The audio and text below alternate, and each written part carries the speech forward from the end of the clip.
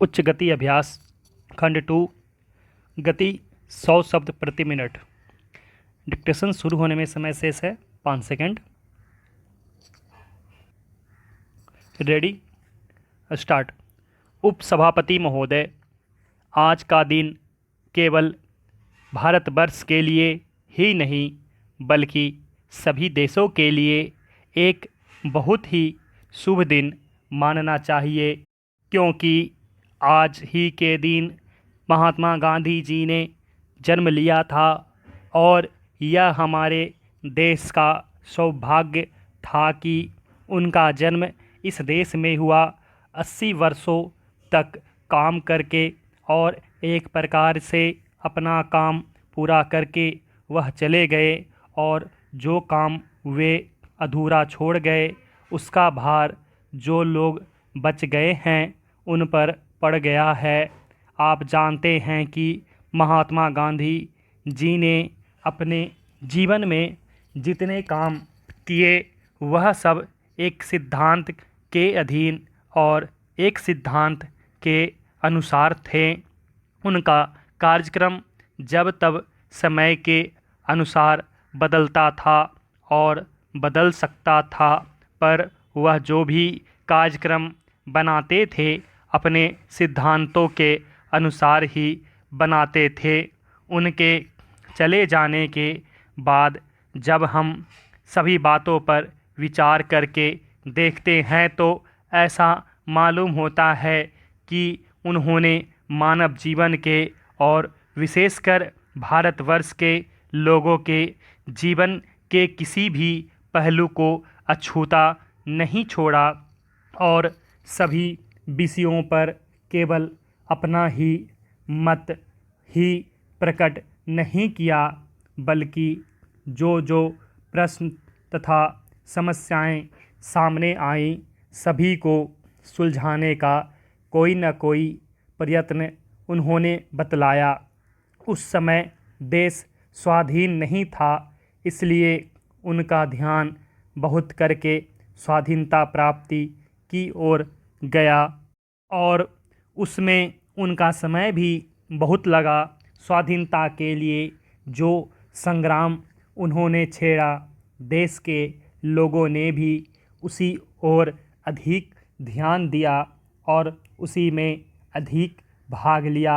महात्मा गांधी केवल एक राजनीतिक पुरुष नहीं थे, महात्मा गांधी सचमुच में महात्मा थे। और महात्मा का अर्थ आप यह समझें कि जिसकी अंतरात्मा सभी बातों को समझती है, जीवन की किसी एक बात को लेकर नहीं, बल्कि जो व्यक्ति सभी बातों का हल बताता है और अपने जीवन में उसको कार्य रूप में परिणत करके दिखलाता है, वही महात्मा होता है।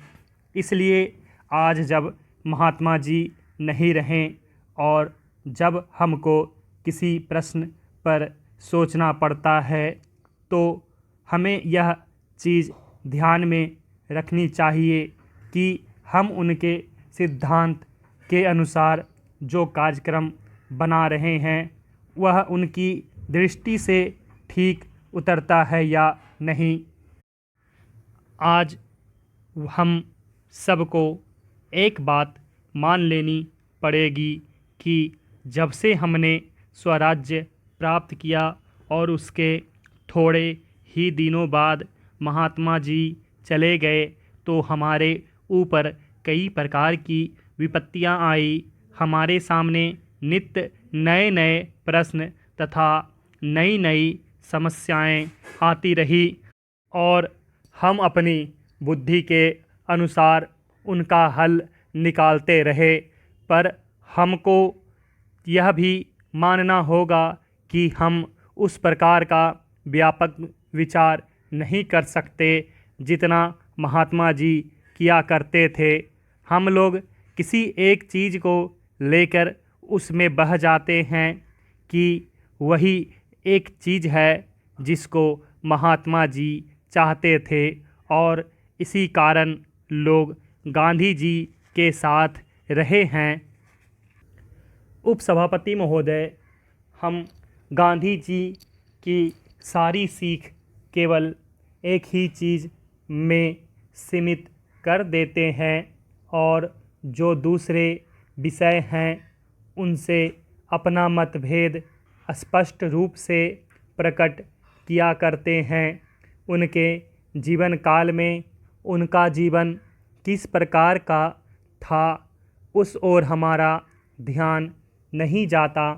इसलिए मैं तो यही चाहता हूँ कि जो मौलिक चीज़ें हैं उनको यदि हम ठीक रूप से समझ जाएंगे तो हमारे लिए उन समस्याओं को हल करने का मार्ग भी शायद ठीक रूप से निकल सके। दुर्भाग्य से जब गांधी जी के लिए ऐसा समय आया कि जब वह अपनी आवाज़ केवल इसी देश में ही नहीं बल्कि संसार के सभी देशों तक पहुंचा सकते थे और अपना संदेश दे सकते थे, ठीक उसी समय वह हमसे छीन लिए गए।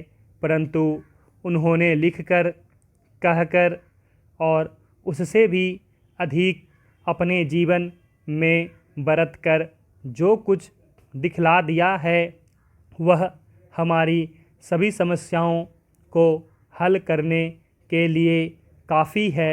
यदि हम ठीक रूप से समझें और काम करें, सभी युद्धों में जो बड़ी क्षति देश विदेश और सब लोगों को पहुंचा करती है वह यही है कि लोगों में चरित्रहीनता आ जाती है। उनमें कितने प्रकार के दोष आ जाते हैं। उन दोषों में से वे लोग भी जो स्वयं युद्ध में न पड़े हों परंतु किसी न किसी रूप से उनका उनसे कोई संबंध हो, अपने को नहीं बचा सकते। विगत महायुद्ध का एक बहुत बुरा प्रभाव सभी देशों पर पड़ा है। संसार भर के लोग इस बात को मानते हैं कि आज हमारा नैतिक स्तर पहले की अपेक्षा निम्न कोटि का हो गया है और उससे हम इस देश में भी नहीं बचे हैं। मैं यह नहीं कहता कि वह केवल युद्ध का परिणाम है, हमारी अपनी कमजोरियां भी हैं तथा अन्य दूसरे बाहरी कारणों का भी प्रभाव पड़ा है। महात्मा जी ने अपनी तपस्या के बल से हमारा पथ प्रदर्शन किया और हमें बहुत ऊंचे तक उठा दिया था।